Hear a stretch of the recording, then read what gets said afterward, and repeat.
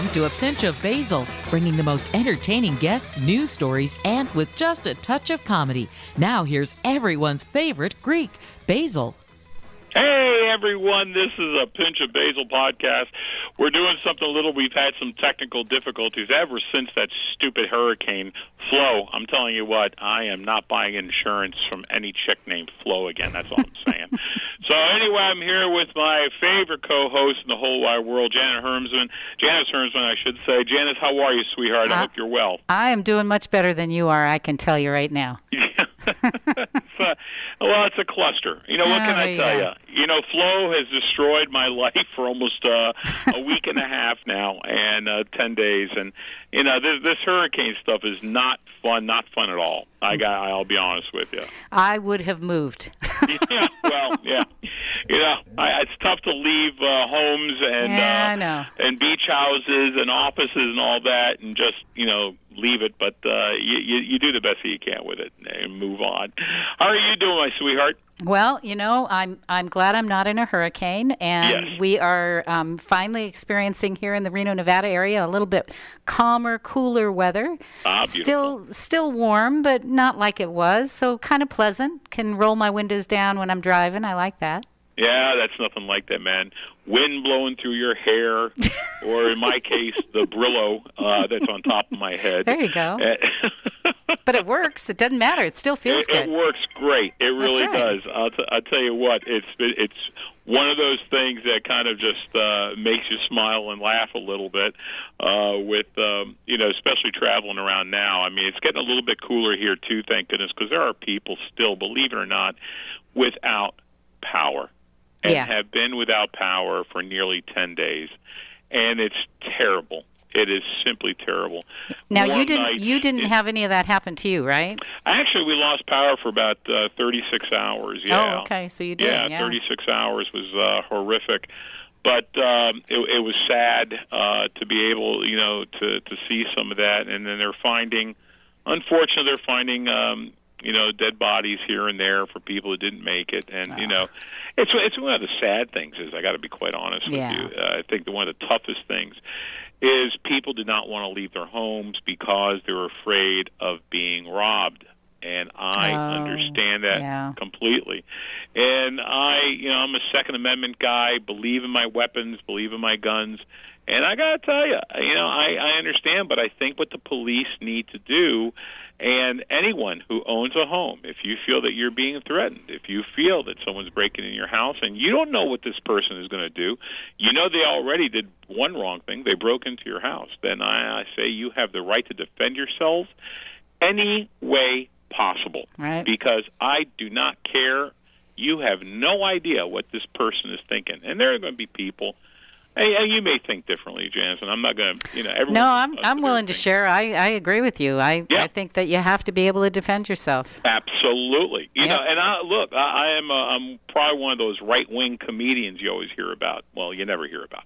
Anyway, and, you know, the sad thing is basically you need to go ahead and go through the garbage of you know, filling out reports. Well, you know, it's your fault. You killed this person coming into your home. Why was he in my home? Right. I feared for my life.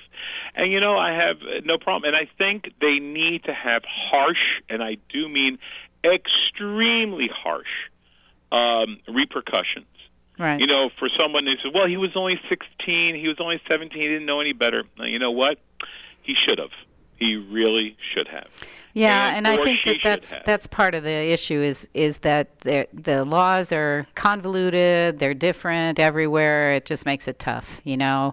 You go from one state to the other, you don't know what the gun laws are. You have to look it all up. Oh, yeah. And I have relatives who own guns, so I know, you know, what they've gone through. So. Oh, absolutely. Yeah, I mean, the first thing that I wound up doing, to be quite honest with you, is I actually immediately ran like an idiot to try to go ahead and make sure that all my weapons were oiled up, ready to go, that I had ammunition, because I want to definitely protect everything that was mine.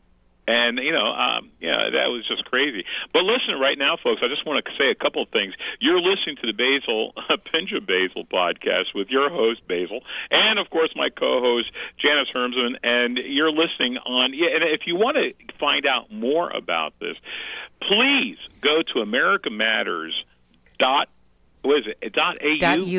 .us. There you go. Because yeah, I'm an idiot. You're not an AU. You're an US, buddy. You'd think Come I'm in on. Australia, for God's sake. I know you're heading there, but no.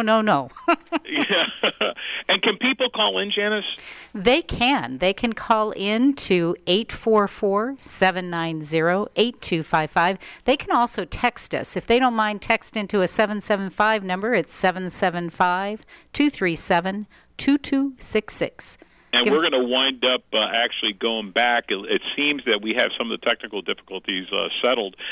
So while we're on break real quick, we're going to go ahead and do that. But, hey, folks, for those of you who always want to find out, I'm going to be in Chicago, believe it or not, Chi-Town.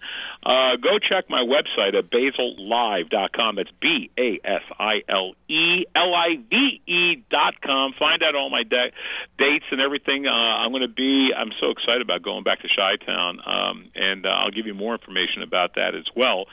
And then, listen, we got a fantastic guest, Floyd Sneed, the original, and I'm talking the original drummer of the Three Dog Night, will be with us. And so I want you guys in the bottom of the hour to come join us. So we're going to put it back on my Facebook as well. So make sure that you guys listen up. We're going to put it live. And then we're going to have, I think, all of our technical difficulties will be taken care of, believe it or not, hopefully by next week or the week after, so we can bring you something really kind of different. So optimistic, mister. Yeah, well, listen, it better. That's all I got to say. It better. Anyway, but I want to let you all listening right now. You are listening to the Pinch of Basile podcast right now live, and make sure that you keep on listening to us. I'm really excited about this. We're going to be right back. We got to take care of these things called sponsors and their little commercial things, so stick around. We'll be right back after these messages. Hey everybody, it's Basil. I am back one more time for a Pinch of Basile podcast, and we are going through a lot of stuff here right now. I got to be honest with you. I got more technical issues than God knows what. I mean, this is probably one of the craziest things, besides not having electricity because of Flo. Thank you, Flo. Florence, Hurricane Florence, I'll tell you what, I've dated women like this, and I really rather not go into it, to be quite honest with you, this whole thing, I got to be honest with you, Janice. I have received some notes and everything that we discussed, and I got to tell you, I'm laughing my butt off. And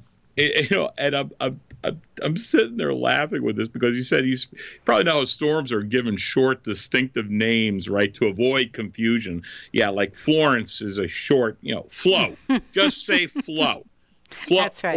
Or the bitch, as I like to refer to her. Okay. Yeah. But progressive's not going to like you much for that. Yeah, probably much. And it's okay. I got no problem with that. Listen. But it's kind of funny because you always wonder how do they get these human names for these hurricanes, and I started laughing. You sent me this, and I started giggling about this. Only a meteorologist can actually sit there, and he wanted to poke fun at people. Is that true, Florence? Florence. Janice? I can change my name. It's okay. No, you can't. You are a sweetheart. Trust me. Well, I did try to find out how true this story is, and it seems to be the way it really was. I think this particular story that I gave you is a little bit tainted in that I think that they made up some of the stuff. But you want me to share? Oh, yeah. Okay. So some of the people felt that, well, first of all, he started out doing Greek god names. This Australian meteorologist named Clement Wragg, of all names, and it's with a W-R. But, talk about names, right? This dude had a good name. So he started the tradition of giving names to weather systems, but they weren't quite as systematic as they are today. He just named the storms after anything that just jumped into his head, I guess. How many creative meteorologists do you know? I just don't know that many creative. Well, and evidently, the guy actually, he's from Australia. A lot of Greeks are in Australia. He used Greek gods. I'm surprised there has yet to been a Hurricane Basile. It's a huge hurricane, loud as hell, a lot of hot air. There you go. Okay, got to have a lot of hot air, spinning all over the place, sweating a lot. Okay, that's all I'm going to say, sweating a lot. But there's never been, I don't think there's ever been, has there ever been a Hurricane Basile? I don't recall there ever being a Hurricane Basile. I just don't think they did Basile. Basile? That's what Siri calls you. When I try to call you, she says, I say, call Basil, and she says, calling Basile. Yeah. I said, okay, that's fine. No, it's, the E at the end screws it up for everyone. That's right. That's right. That's all I'm saying. Yep. So anyhow, he did the Greek god thing, but ran out of names, right? Mm. So then people felt that he had too high an opinion of himself, and some of the politicians were kind of making fun, jabbing at him and such, right? Mm. And as revenge, he named cyclones after them. How about that? I think that's the part that might be a little bit, somebody's making this up. At any rate, so he named storms after Edmund Barton and Alfred Deakin. I suppose if you're from Australia, you probably know the first two prime ministers of Australia. Mm-hmm. Purely so he could send out reports saying that Edmund Barton was wandering aimless about the Pacific and causing great distress. I love that. We could say that about some of our politicians, right? Yeah, to say the least. On both sides. Doesn't matter which side you're on, you would say that about them. No, I think the funny thing is, if we had like a Hurricane Trump, oh my. Full of hot air and there you go. Bad hair. Really bad hair. Yep. He just wanted everyone else to look like him, right? He really did. He goes, I'll teach you sons of... All right, here we go. That's right. This is what we look like after my hurricane. There you have it. There you have it. Oh, my God. Yeah, but so basically he started doing... Did he ever get in trouble for this? I don't think so. I don't think that anybody really called him on it, but... they said that, hurricanes got human names because a bitter, angry Australian man thought it would be funny. I love my Australian fans. I got to tell you, my Australian fans are they're unbelievable. They're awesome. And, I don't know if you knew this or not. I will be in Australia. We're going to have to do this podcast from Australia. Yes. So I'm very, very excited about that. And when are you going to be there? Let me ask the obvious question. Yeah, I gotta leave. I'm gonna leave the 31st of October, and I'm sorry, the 29th my time, but I get there the 31st their time, and flying halfway around the world, and we're doing some filming over there for a special that I'm really excited about. I want to apologize to the people of Erie, Pennsylvania, because I had to cancel out of that gig to do because they wanted to film something special. So it was something that I needed to do for my career. So I'm kind of excited about it. You have a career? Yeah, I know. Hard to believe. That's what my wife asks all the time. I must have been channeling her.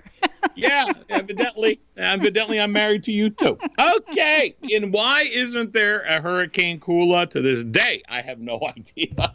Oh boy. Oh my God! But yeah, I'll tell you what. And why mostly? It's named after men, isn't it? Or rather, after women. The hurricanes. Say it again. I missed that. Isn't most of the hurricanes named after women? Well, except for Floyd. Floyd was out there. He was pretty bad. I say, funny thing is, Floyd Sneed is with us at the bottom. I know. I was wondering why you picked that one, right? Oh my God! No, yes. It's kind of funny because every time we see, some of the guys from the Weather Channel, it just kills us when they come here. I'm sure. Oh my God! Hey, did you see that one podcast or that one video that got I don't know how many millions of views because the guy was acting like the wind was blowing real hard? The typical meteorologist guy out there doing his thing, and then there's two guys behind him just walking normal as day. Yep. That's right. All right, guys. Your crack research department found out how they do naming of hurricanes. Okay.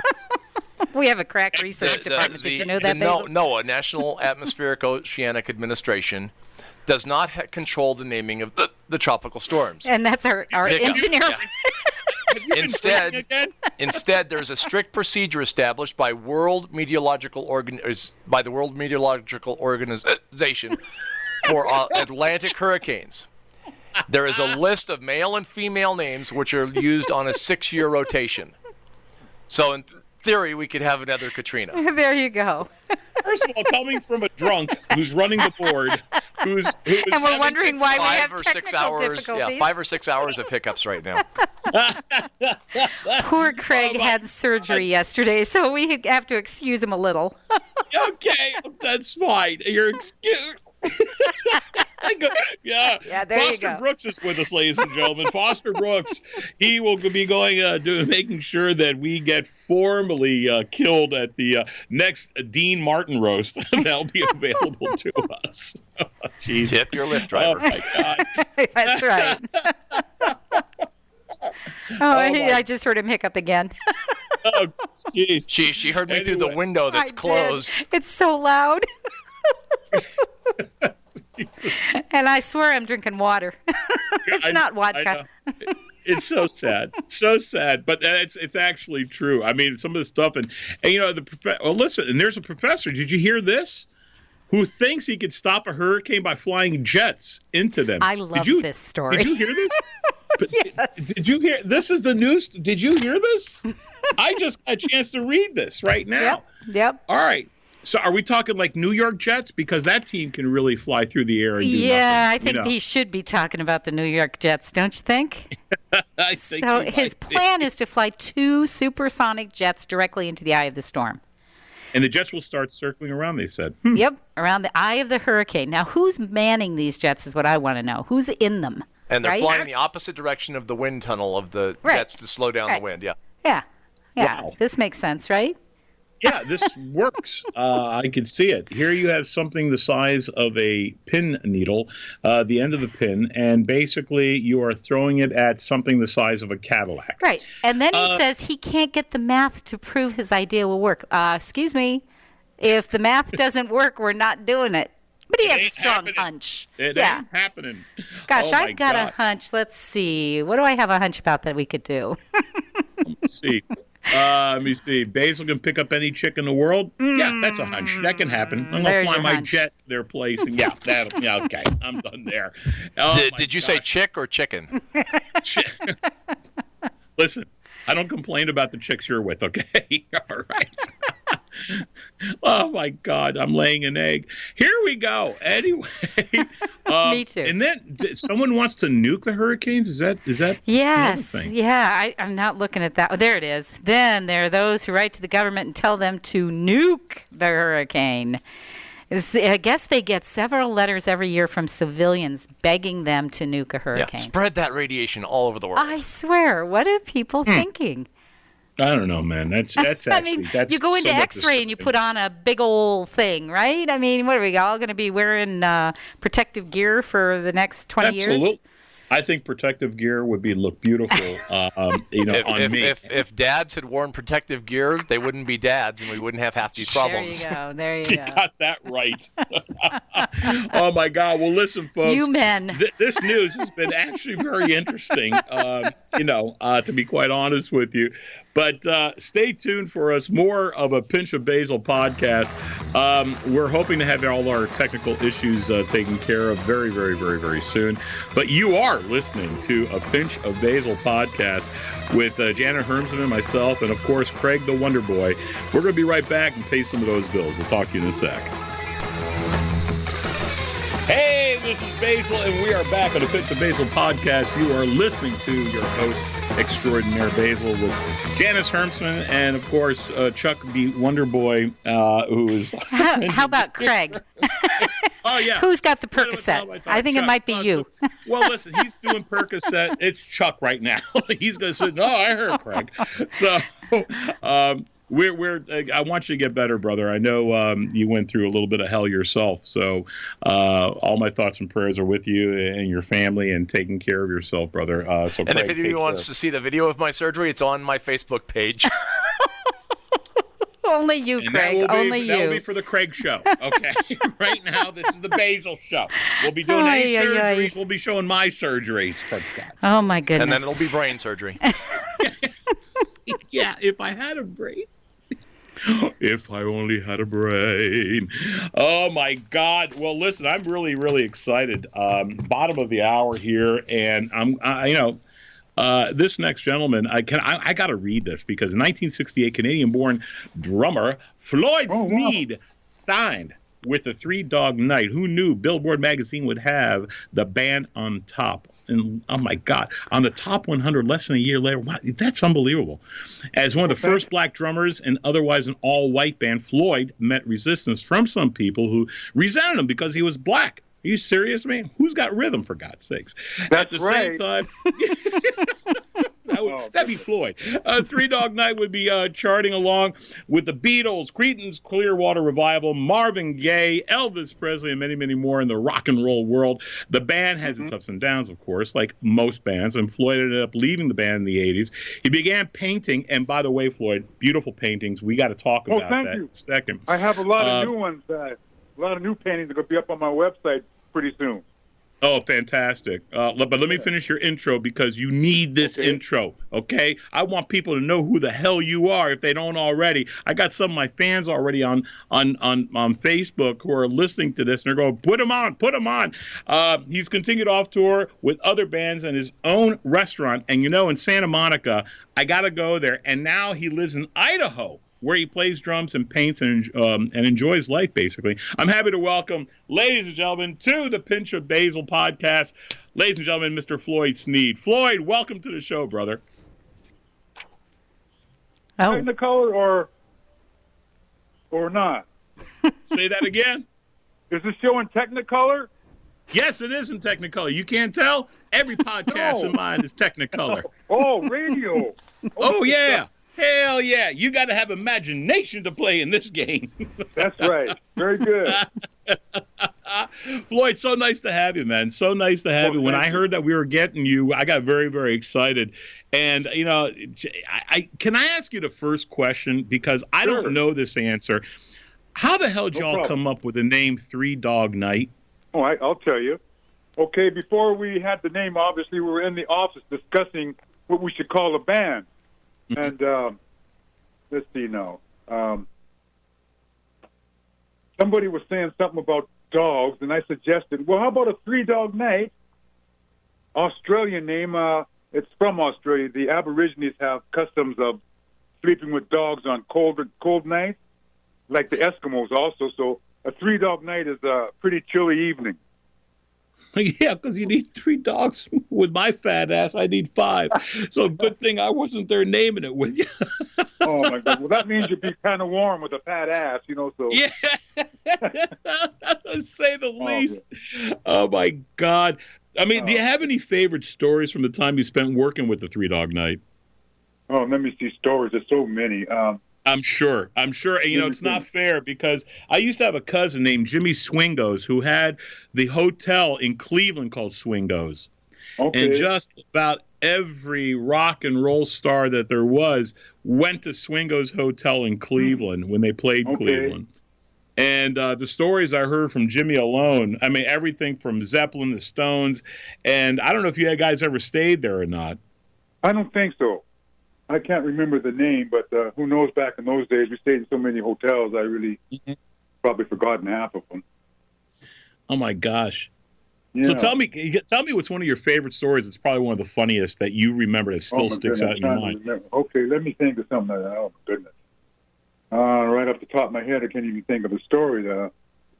Well, let me tell you something. When I first joined the band, one of the members of the band didn't want me in the band because I was black and cross-eyed. I thought that was very funny. I really did. I thought that was very funny. But I got my cross-eye fixed since then, so everything is straightened out. Yeah, well, which is great because you can't keep playing cymbals all the time. That's right. Yes. Oh, my goodness. Oh, my God. Yeah. Oh, now tell me where are you from originally? I'm from, grew up in Alberta, Calgary, Alberta, and, Calgary, Alberta.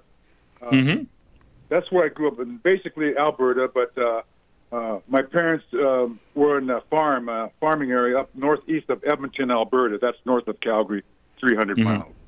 So I was moved to the city when we were just babies, 3 years old, moved to the city. So that's my experience there.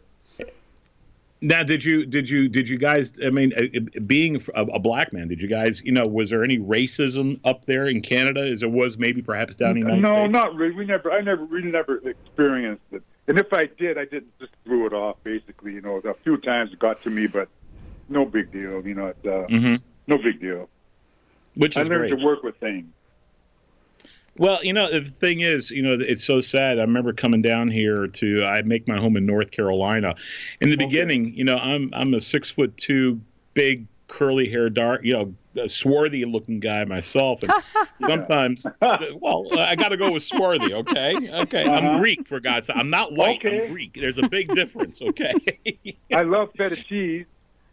That's Greek. Yeah. What did you say? You love feta cheese? I love feta. Oh, man, you're halfway there. Floyd, you're halfway there, man. Next thing you know, you're going to be eating tzatziki sauce, and the whole thing's going to go to hell right there. Oh, my goodness. Now, let me ask you a couple of questions, man, because I think it's important. Did you learn anything in your particular experiences while you were with the band? I mean, what was some of the more difficult? I mean, you're dealing with a band, you're touring all over. I know that bands really don't. They really sometimes they have a hard time even liking each other after a while when they're on tour. That's true too. Was there anything in particular that you couldn't stand that maybe a Chuck, Negron did to you, or some of the other cats that you guys were involved in? Well, I'll tell you what. When Chuck was a junkie back in the early days, he's been cleaned up for over 20 years now. But that was really, really tough. Like 20 minutes before a show, Joe Sherman and myself would be trying to wake Chuck up from his stupors, and that was really tough when he wasn't ready for the show. We had to put up with a lot of drug things back in those days, But right. On overall, it was wonderful, and it still is, Mm-hmm. So yeah. You guys have a good relationship with each other? Yes, we sure do. I'm going to Chuck's this weekend. When I go to L.A., I'm staying with Chuck for a while, Oh, good for you. Good for you. Yeah, he's turned over a new leaf, basically, so that's good. He's down to earth right now, and things are really good with him. He's been playing a lot of different gigs, yes? Not a lot lately that I don't know about, but last time I worked with Chuck was about almost a year and a half ago now. Yeah, I think he just got off the Happy Together tour not too long ago. Happy Together tour, yeah. That's right. That's what he's still doing that. Yeah. I'm not sure if he's out there right now, but yeah, that's what he's been doing.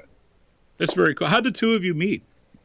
Through Three Dog Night, when I joined the band, they were in the office, and when Joe Shermy, the original bass player, basically got me into the band. He found me, Joe Shermy, and then I met the band, Mm-hmm. But, yeah. And when Joe Shermy met you, he thought you were two drummers, didn't he? That's right. I was working at the Red Velvet in Hollywood, and Joe Shermy was saying he was walking by going to get some McDonald's hamburgers for $4 back in those days. Wow. $5, I guess. And he walked by this club, the Red Velvet, and heard this drummer in there and said, wow, the Three Dog Night, we're looking for a drummer at that time. Anyway, Joe came in and liked my drumming and told me what's going on and would I be interested in possibly joining this band. So the next night, a couple of the other guys come down, a couple of the singers, and everybody liked my drumming. So decided to went into the office a couple of days later, and we all signed and started. Wow. Yeah. I mean, who basically inspired you when you first started as a musician? And what were your influences? All the old drummers like the Gene Kruppers and the Buddy Riches and Sonny Payne, jazz drummers, and I listened to a lot of big jazz drumming. And I've listened to Ringo Starr and John Bonham of Led Zeppelin. I listened to everybody and picked up this and that from a little bit from everybody, Well, especially John Bonham. I mean, I think John Bonham to me was one of the craziest that ever. There's a gentleman who we're going to have on our show, Hawksley, Michael Hawksley. He's going to come on. He was their road manager for a while. He makes his home in Wilmington, North Carolina, the Hawk, and English character, and he has some fantastic stories about him as well. How clean of a drummer was Ringo Starr? He was great for the Beatles. Absolutely great for the Beatles. Otherwise, he's just. All I can say was great for the Beatles, you know. You're so diplomatic, Floyd. Well, thank you, Dan. But I picked up a little bit from everybody. For instance, what's that song on Sgt. Pepper? One of the songs. I can't even. What's the name of that song? Sgt. Pepper's Lonely Hearts Club Band? Is that what you're talking about? What is it? Sgt. Pepper's Lonely Hearts Club. Yeah, that's not the song, though. It's on that album. I'm trying to think of the song. I don't know the album. Yellow Submarine. No. Oh, my goodness. We can name them all, right? Once upon... I have a little dementia now, so it takes me a couple of minutes to recall something. Well, in the middle of my next question, you can answer that. Okay, thanks. Oh, goodness. I got to make this one last question for this segment a little bit short and give me a short answer. What would you tell a drummer who's just starting out? I mean, what's the advice that you would give him? I'd tell him to learn to keep time first. You know, that was still my problem a little bit. I don't keep perfect time, but that's okay because the way I played, if I got excited, the music got exciting.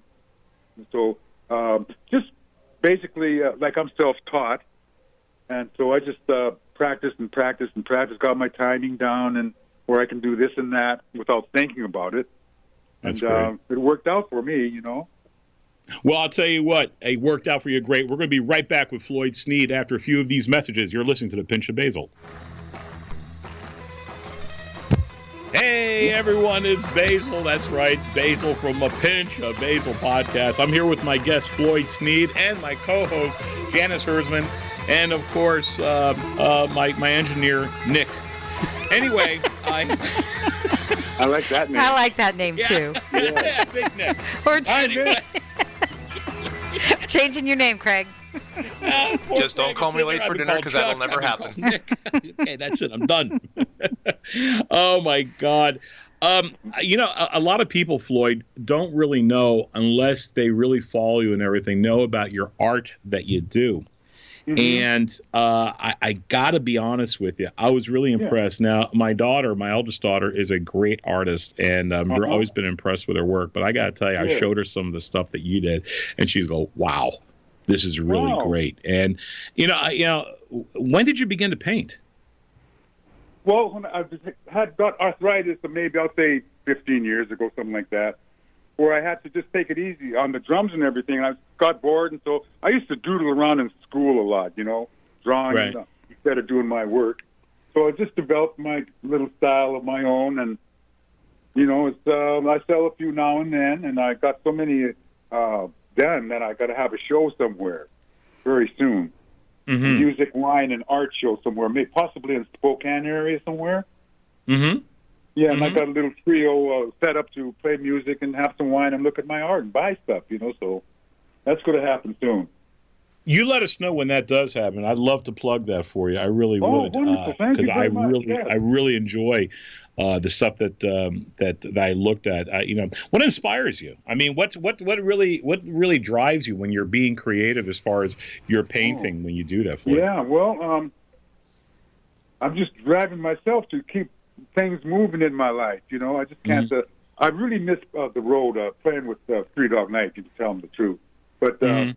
That's okay. I'm 75 years old now, and I'm still playing. I play at church every Sunday for the last 4 years, probably. So my playing is really on top of it still. I'm proud of myself, or I still can play, you know. But I work with Chuck Negron once in a while. Last time was almost 2 years ago, a year and a half, something like that. But that's okay. No, I think that's very, very cool. I mean, I always, for me, I always want to know what inspires someone. You know, when I wrote a joke, it's usually on the toilet. So, you know, I need something with inspiration. That's and I where want to hear other my artwork on the toilet. Yeah. Yeah, some people say, your artwork looks like shit. Oh, I'm sorry. Yeah. I said, well, what do you expect? Oh, my goodness.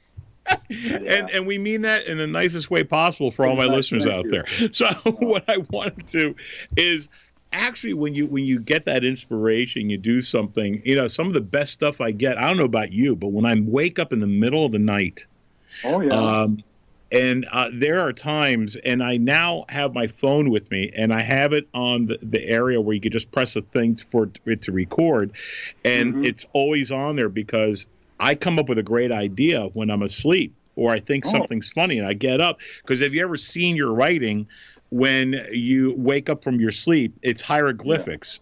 Only the Egyptians can read. The ancient Egyptians can read what I wrote. Something about the pharaoh and whatever. But when you do that, do you ever get ideas when you just like wake up in a dead of sleep and just say, "Oh my God, this would be a great painting"? Well, when I sleep, I think of a lot of things that I could paint. It comes to you. Once I get going, I really don't know how it's going to turn out. I just keep working on what I have on the canvas and let it develop itself, basically. So that's what I'm just working on a painting almost as we speak upstairs. So another frog. Another frog. Oh. Yeah, Chuck bought 2 frogs from the Joy of the World frog. Oh, yeah. That's cool. Mine was the bullfrog. So, yeah. That's great. Mm-hmm.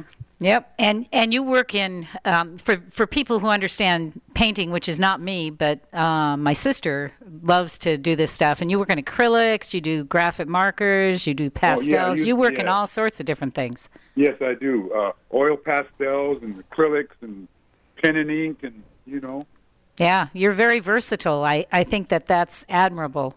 Well, thank you, Jan. Thank you. And, I don't know if you ever heard of some of my paintings. Well, it's really a la Crayola. And the way, I don't know about you, Floyd, but the way I stay within the lines when I color. Oh, okay. No one is like me. Art by I go Basile. Outside the lines myself. So. Have your other band members besides Chuck? I mean, what do they think about your painting? Have they gotten a hold of you and talked to you about it? Not really. Out of sight, out of mind, so to speak. Yeah. But not really, no. Chuck's the only one who really seen my paintings and let me know about them. So he has 3 of my paintings now. So. Did you ever think about some of the when you did some of the gigs back in the day? Have you ever tried to put that on canvas? For instance, what are you speaking of? Put what on canvas? Well, to actually put some of the memories when you guys were gigging someplace or wherever that you wanted to, a lot of times artists will do things as far as depicting a situation that they were in back in the day. So like looking out at the crowd or something like that. Yeah, maybe, yes. I've got a couple of things that basically I got from ideas that I use audiences in my paintings, or I think of crowds like that. Floyd, you've got a couple of pictures that we have for the book that could really inspire you, I think, that show you out there in the crowd and, out there looking out at the crowd. So I'll make sure you get a copy of those. Oh, thanks, Jan. Yeah. You're welcome. Yes. Yeah. Yeah, and the thing is, we've been talking. And then you're going to have to give credit to Basile for the idea, right? Thank you, Basile. Yeah. Listen, man, I take a 15% vig. So anytime you're ready, I thought it was 10%. 10%. Oh, he's already beaten you up. Oh, boy. Listen, you're lucky to have me. That's all I'm saying right now. All right, you're lucky to have me. Oh, very good. I can't sell my own ass, let alone some other people's paintings. Jesus. Listen, we've been talking about the paintings. We've been talking about your artwork and everything. Chuck, is there a website where people can go to if they maybe have questions, see some of your artwork, maybe even make purchases? What's your website? FloydSneedArt.com. FloydSneedArt.com. There you go. That's perfect. Yeah. That is exactly right. I'm going to have it updated pretty soon. The art that's on there now is pretty old. Some of my early stuff I've improved a little bit in the last couple of years. But And I don't know that it's necessarily improved as much as it is that artists change, don't you think? Yes, absolutely. Yeah. Yeah, And then if you want to go to his Facebook page, you can go to, it is at official Floyd Sneed page on Facebook. Thank you. So there you go. Thanks, Jan. You're welcome. You can go there. You can see things that are happening. I know that Chuck Negron sometimes even posts on there and shares a lot of the things that were happening and some of the things that are happening. There's a video on there of you, Floyd, and so check it out. Thank you. Yeah. Mm-hmm. And for the audience that's listening right now, again on America Matters, because you're listening to a Pinch of Basile podcast. Having someone like Floyd up there who has the experience of actually being part of the Three Dog Night and having his artistic, and I mean this with all sincerity, the artistic approach of playing an instrument like the drums, and all of a sudden taking those, those wacky drumsticks and putting brushes into those hands of yours, those blessed hands of yours, to go ahead and creating something like that. I always tell people stuff like that to me is magic. Yep. It's simple thank you very magic. Much. No, and I mean that with all sincerity. Sometimes, look, I do the jokes, but I love writing drama, high drama. I love doing something that's a little bit different.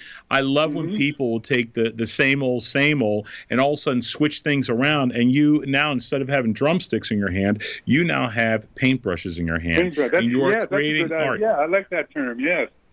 You are accentuating your talent. I'll give you a good deal on something. Yeah. Again, all checks made out to Basil.